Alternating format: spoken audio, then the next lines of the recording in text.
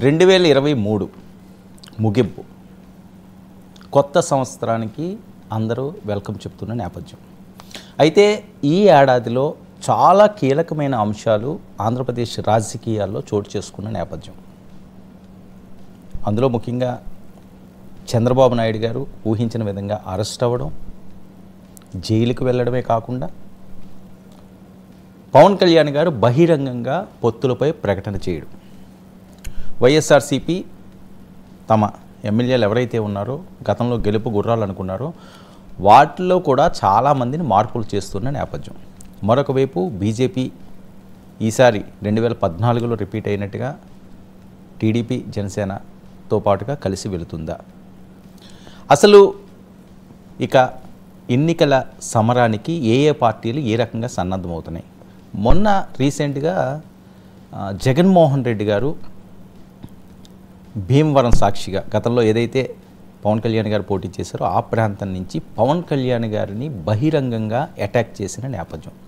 అది కూడా త్రిపుల్ గారి అడ్డాలో రఘురామకృష్ణరాజు గారు సొంత ప్రాంతంలో పవన్ కళ్యాణ్ గారి మీద చేసిన వ్యాఖ్యలు పెద్ద ఎత్తున వైరల్ అవుతున్న నేపథ్యం. దాన్ని కూడా రఘురామకృష్ణరాజు గారు చాలా సీరియస్గా ఖండించడం జరిగింది.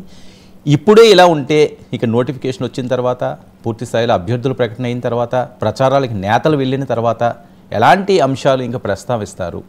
ఇవన్నీ కూడా ఓటర్లకి అవసరమా? రాజకీయాలంటే ఇలాగే ఉంటాయా? నేతలంటే ఇలాగే మాట్లాడాలా? ఇవన్నీ కూడా ఇప్పుడు ఆంధ్రప్రదేశ్లో కోట్లాది మంది ప్రజల్లో నలుగుతున్న అంశాలు. ఇదే ఇష్యూపై ఈ రెండులో రఘురామకృష్ణరాజు గారు, నరసాపురం ఎంపీ గారు మనతో పాటుగా లైవ్లో సిద్ధంగా ఉన్నారు. మరి ఏం జరుగుతుంది ఇప్పుడు వరకు, రేపు ఏం జరగబోతుంది ఆయన మాట్లాడుకుందాం. నమస్కారం రఘురామకృష్ణరాజు గారు. నమస్కారం, గుడ్ ఆఫ్టర్నూన్ వర్మ. రఘురామకృష్ణరాజు గారు 2023లో జరిగిన అంశాలు చాలా కీలకమైన పరిణామాలు చోటు చేసుకున్న నేపథ్యం. చంద్రబాబు నాయుడు గారు అరెస్ట్ దగ్గర నుంచి, పొత్తుల అంశం వెలుగులోకి వచ్చిన దగ్గర నుంచి, మొన్న జగన్మోహన్ రెడ్డి గారు మీ అడ్డాలో మాట్లాడిన అంశాలు, అసలు ఏం జరుగుతుంది, ఏం జరగబోతుంది రేపు? రేపు ఏం జరుగుతుందంటే ఏప్రిల్లో ఎన్నికలు వస్తాయి. ఆ ఎన్నికల్లో జగన్మోహన్ రెడ్డి గారి పార్టీ తుడిచిపెట్టబడుతుంది. ఎలక్షన్లో తెలుగుదేశం పార్టీ, జనసేన కూటమి అద్వితీయమైన విజయాన్ని సాధించబోతుంది. ఇది సత్యం.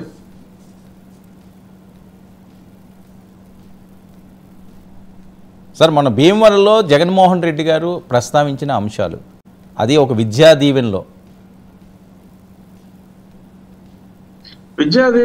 అసంబద్ధంగా రాజకీయాల గురించి మాట్లాడుతూ ఎక్కువగా పవన్ కళ్యాణ్ గారి గురించి, ఎందుకంటే గతంలో ఆయన అక్కడ పోటీ చేసి ఉన్నారు కాబట్టి మీరెవరు ఆయనకు ఓటేయొద్దు, గతంలో ఆయన్ని ఓడించిన శ్రీనుకి ఇక్కడ సీట్ ఇస్తున్నాను అని అంతటితో ఆగకుండా ఇంకా చాలా ఎక్స్ట్రాగా కార్లు మార్చినట్టు ఏదో భార్యలను మారుస్తున్నారని, సో చాలా చీప్గా ముఖ్యమంత్రి స్థాయి వ్యక్తి మాట్లాడకూడని మాటలన్నీ కూడా ఆయన తన స్థాయిని బాగా లోయెస్ట్ లెవెల్కి తగ్గించుకొని చాలా నీచంగా మాట్లాడటం జరిగింది. అది చాలా మంది మనం చూసాం.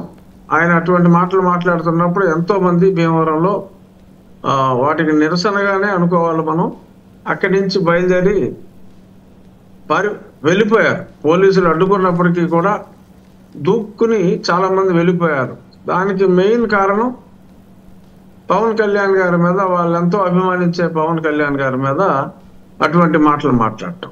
అక్కడ జరిగింది ఏంటంటే, ఈ వేలుముద్ర వేసి ఈ మీటింగ్ వస్తేనే వాళ్ళకి ఆ ఫీజు రియంబర్స్మెంట్ ఇస్తాము, లేకపోతే ఫీజు రియంబర్స్మెంట్ కూడా లేదని భయపెట్టి వాళ్ళందరినీ బలవంతంగా తీసుకొచ్చారు. కొంతమంది కాలేజీల్లో ఇప్పుడు ఇంటర్మీడియట్ ఆ లెవెల్లో యూనిఫామ్ ఉన్నప్పటికీ కూడా యూనిఫాములు లేకుండా ఏదో జనం తండోపతండాలుగా వచ్చినట్టుగా తీసుకొచ్చినట్టు తెలియకుండా ఎంత కవరింగ్ చేయాలనుకున్నా కూడా బలవంతంగా తీసుకొచ్చారన్న సంగతి అందరికీ తెలిసిపోయింది. ఎప్పుడైతే కళ్యాణ్ గారి గురించి అవాకులు చవాకులు ఆయన మరి పేలటం మొదలు పెట్టారో, సో దానివల్ల పవన్ కళ్యాణ్ గారి ఇమేజ్ మరింతగా పెరిగింది. ఆయనకు వచ్చిన నష్టం ఏమీ లేదు. ఈయనకున్న కాస్తో కోస్తో ఇమేజ్ దారుణంగా మరింత దారుణంగా దిగజారింది. ఓకే, రఘునాథకృష్ణ గారు, ఒక్క విషయం, ఏదైతే పవన్ కళ్యాణ్ గారి మీద ఈయన పదే పదే మాట్లాడుతున్న అంశాలు, అసలు పవన్ కళ్యాణ్ పార్టీ ఎక్కడుంది? ఇన్ని సంవత్సరాలు అయి పార్టీ పీరియడ్, అసలు ఎమ్మెల్యే స్థాయి కూడా అతనిది కాదు, అతను గెలిచే పరిస్థితే లేదు, అతనికి రాజకీయాలంటే తెలియదు, ఏదో టూరిస్ట్లా వస్తుంటారు, సినిమా షూటింగ్ చేసినట్లుగా చేసుకుని వెళ్ళిపోతారు అని చాలా తక్కువగా మాట్లాడుతున్న వైఎస్ఆర్సీపీ శ్రేణులు జగన్మోహన్ రెడ్డి గారితో సహా ఇప్పుడు ఎందుకు ప్రధానంగా ఆయన్నే టార్గెట్ చేసి ట్రిగ్గర్ చేస్తున్న నేపథ్యం అంటే చంద్రబాబు నాయుడు గారితో కలిసారేనా? అలా తక్కువ చేసి మాట్లాడుతూ చాలా ఎక్కువగా పవన్ కళ్యాణ్ గారి గురించే మాట్లాడుతున్నారు. అంటే ఆయనకి ఎంత భయపడుతున్నారు, అందులోని ఈ కాంబినేషన్ తర్వాత ఇంకా ఎక్కువ భయం బాగా ఎక్కువైపోయింది. ఎందుకంటే ఆయనకు కూడా సర్వేలు ఉంటాయి కదా, జగన్మోహన్ రెడ్డి గారికి కూడా తెలుసు అతి దారుణంగా ఓడిపోబోతున్నారని తెలుసు. ఏదో చిన్న కవరింగ్, ఏదో మేకపోతు గాంభీర్యం ప్రదర్శించినప్పటికీ ఆ బేలతనం కొట్టొచ్చినట్టు కనపడిపోతుంది ఆ తిట్లు ద్వారా. ఎప్పుడైతే అసహనానికి గురవుతాడో ఒక వ్యక్తి, అటువంటి బేల మాటలో ప్రత్యర్థిని తక్కువ చేసి మాట్లాడేది, ప్రత్యర్థి అంటే ఎక్కువ భయం ఉన్నవాడే ప్రత్యర్థి గురించి తక్కువ చేసి మాట్లాడతాడు, లేదంటే ప్రత్యర్థిని ఇగ్నోర్ చేస్తారు. నిజంగా ప్రత్యర్థికి శక్తి సామర్థ్యాలు లేవు అనుకుంటే ఇగ్నోర్ చేస్తారు తప్ప అంత ఎక్కువగా ప్రత్యర్థిని దూషించారు అంటే ప్రత్యర్థి ఇతని గుండెల్లో రైలు పరిగెట్టిస్తున్నాడు అని మనం అర్థం చేసుకోవాలి. ప్రజలైతే అర్థం చేసుకున్నారు. ఓకే సార్, మరొక కీలకమైన అంశం, ఏదైతే జగన్మోహన్ రెడ్డి గారు డైరెక్ట్గా పవన్ కళ్యాణ్ గారిని హిట్ చేశారో, ఆయన కాకినాడలోనే ఉన్నారు కాబట్టి తూర్పుగోదావరి జిల్లాలో ఖచ్చితంగా దీనికి ఆయన కౌంటర్ అటాక్ ఇస్తారు, చాలా ఆవేశంగా మాట్లాడతారు అని చెప్పి చాలామంది భావించారు. కానీ ఆ రకంగా కాకుండా ఆంధ్రప్రదేశ్లో ఇన్ని వేల కోట్ల రూపాయలు గృహాలకి సంబంధించి అవినీతి జరిగింది, కుంభకోణం జరిగింది, దాని మీద సిబిఐ దర్యాప్తు చేయాలని చెప్పి ప్రధాని మోదీ గారికి పవన్ కళ్యాణ్ లేఖ రాయడం వెనుక ఉన్న ఆంతర్యం, ఆయన వ్యూహం మార్చారా? అంటే ఇంత చీప్గా మాట్లాడాల్సిన అవసరం చాలా బలంగా ఉన్న ఆ కూటమి తరఫున మాట్లాడాల్సిన అవసరం లేదు. ఒకటి. రెండు, ఈయన చేసిన దారుణమైన తప్పులు ఏదైతే ఉన్నాయో, స్థలాల పేరుతో మరి కొన్ని వేల కోట్లు దోచుకున్నారో, దాన్ని ఆయన ఒక కంప్లైంట్ రూపంలో ప్రధానమంత్రి గారికి తెలియజేయడం అనేది చాలా మంచి పరిణామం. అలా ఇంకెక్కడెక్కడ ఈ మధ్యన మనోహర్ గారు కూడా చాలా విషయాలు బయటికి తీసుకొచ్చారు. ఏది మన ఆ నాడు నేడులో ఎంత దుర్వినియోగం అయింది, ఎంత డబ్బులు దోపిడీకి గురి కాబడ్డాయి, అలాగే బైజూస్లో ఆ ట్యాబుల కొనుగోలులో ఎటువంటి అక్రమాలు జరిగినాయి, ఇవన్నీ కూడా ఈ మధ్యకాలంలో మనోహర్ గారు మాట్లాడటం జరిగింది. అవన్నిటిని కూడా లేఖ రూపంలో ప్రధానమంత్రి గారికి ఇప్పటికే తెలియజేసి ఉండొచ్చు, లేదంటే త్వరలో తెలియచేయొచ్చు.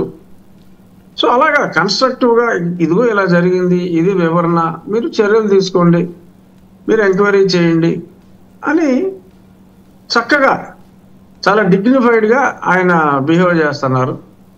చాలా చిన్నతనంతో ఈయన బిహేవ్ చేస్తున్నారు. అక్కడే వాళ్ళ క్యారెక్టర్లు ఏంటన్నది కూడా ప్రజలకు కూడా ఈ రెండు సంఘటనల ద్వారా, ఆయన చీప్గా మాట్లాడితే ఈయన చీప్గా మాట్లాడకుండా, నేను అలా చీప్గా మాట్లాడలేని వ్యక్తిని నేను.